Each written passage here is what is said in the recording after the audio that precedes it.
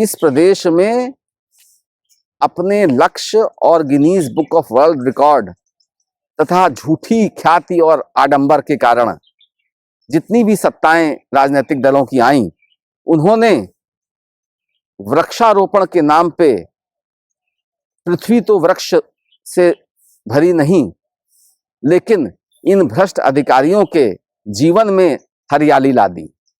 इनके बंगले और फार्म हाउस बन गए वृक्षारोपण के नाम पर।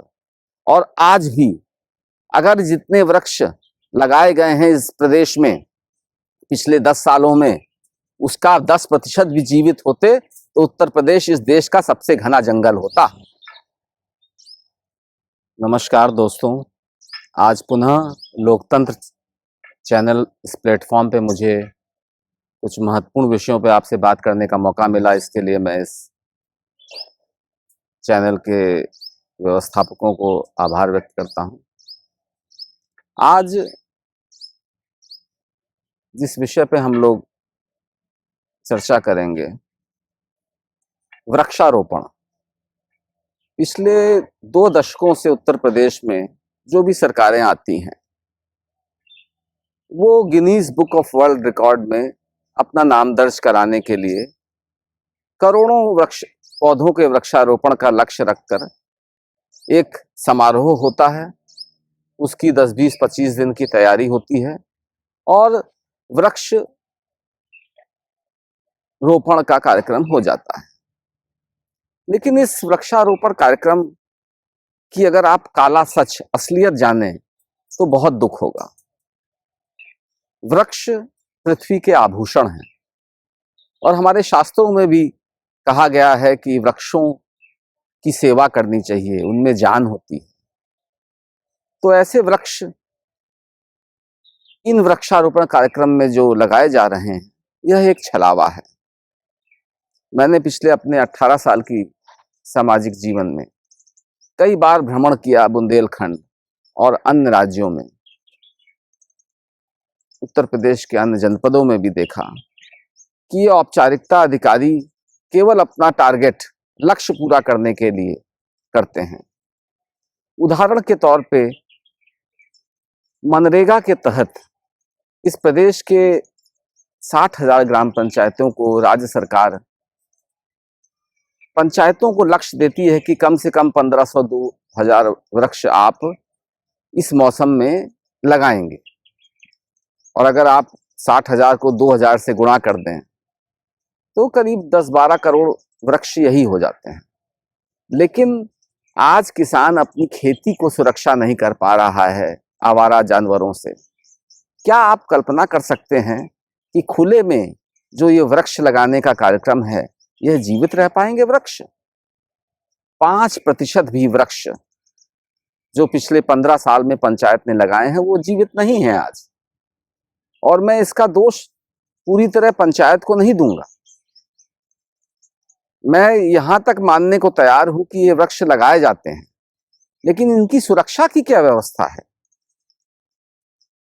जब तक इन वृक्षों के सुरक्षा के लिए बार्ब्ड वायर फेंसिंग नहीं होगी या ट्री गार्ड्स नहीं लगेंगे, इनकी निरंतर रक्षा सुरक्षा के लिए कोई व्यक्ति नहीं नियुक्त होगा, तब तक ये वृक्ष जीवित ही नहीं रहेंगे। और जो इंडिविजुअल किसान को वृक्ष लगाने की योजना है, उसमें आपको किसान से उसकी इच्छा लेनी पड़ेगी कि कौन सा वृक्ष लगाना चाहता है।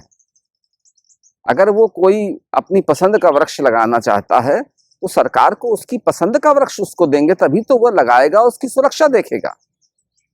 योजना में 3 महीने का 90 दिन के लिए एक चौकीदार की व्यवस्था है।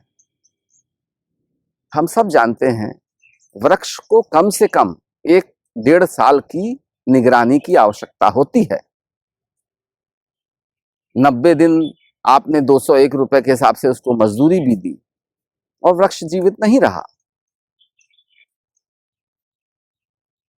कम वृक्ष लगें, लेकिन उनकी सुरक्षा की व्यवस्था अति आवश्यक है।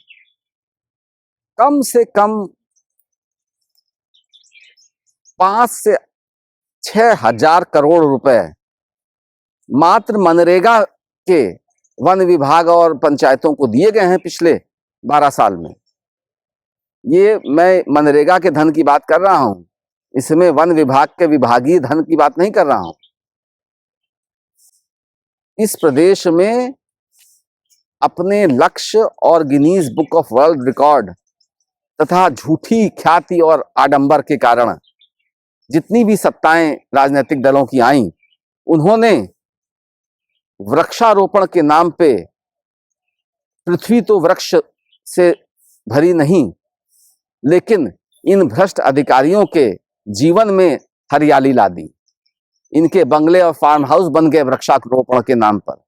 और आज भी अगर जितने वृक्ष लगाए गए हैं इस प्रदेश में पिछले 10 सालों में, उसका 10% भी जीवित होते तो उत्तर प्रदेश इस देश का सबसे घना जंगल होता। मैंने आज से 4-5 साल पहले जालौन जनपद से केवल यह जानकारी मांगी कि 2009, 10, 11 में मनरेगा के तहत उन्होंने वृक्षारोपण के कितने पौध लगाए। 98 लाख पौध वन विभाग ने लगाए। मेरे पास बिंदुवार सूची है कहां कहां लगाए उन्होंने। मैं केवल भौतिक सत्यापन के लिए जालौन गया तो 10 साल पुराना वृक्ष 10,000 भी नहीं थे। 1 करोड़ वृक्ष में 10,000 वृक्ष भी नहीं हैं। ये महा घोटाला है। और जो हमारी सैटेलाइट रिपोर्ट है वह भी बता रही है कि उत्तर प्रदेश में फॉरेस्ट एरिया पिछले 10 वर्षों में नहीं बढ़ा है। अगर वृक्षारोपण हुआ तो कहां गया?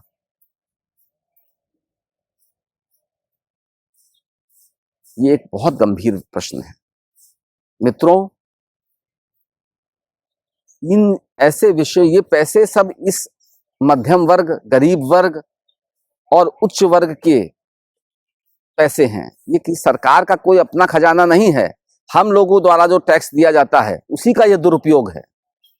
और मैं तो साफ कह रहा हूं, मैं जानता हूं वर्तमान मुख्यमंत्री योगी आदित्यनाथ जी बहुत गंभीर व्यक्ति हैं और सामाजिक विषयों पे इनका सदैव ये प्रयास होता है कि गरीब तक पहुंचे। लेकिन योगी जी, इस वीडियो के माध्यम से मैं आपसे एक निवेदन कर रहा हूं, आप वृक्ष लगाएं, मुझे एतराज नहीं है। पुराने वृक्षों का भौतिक सत्यापन कर लें। और अगर 50% भी वृक्ष जीवित हैं तो कोई सजा ना दें।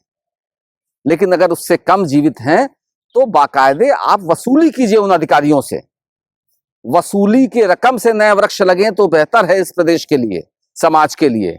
नया धन और योजनाओं में लगाएं। वृक्षारोपण में नए धन लगाना बिल्कुल उचित नहीं है।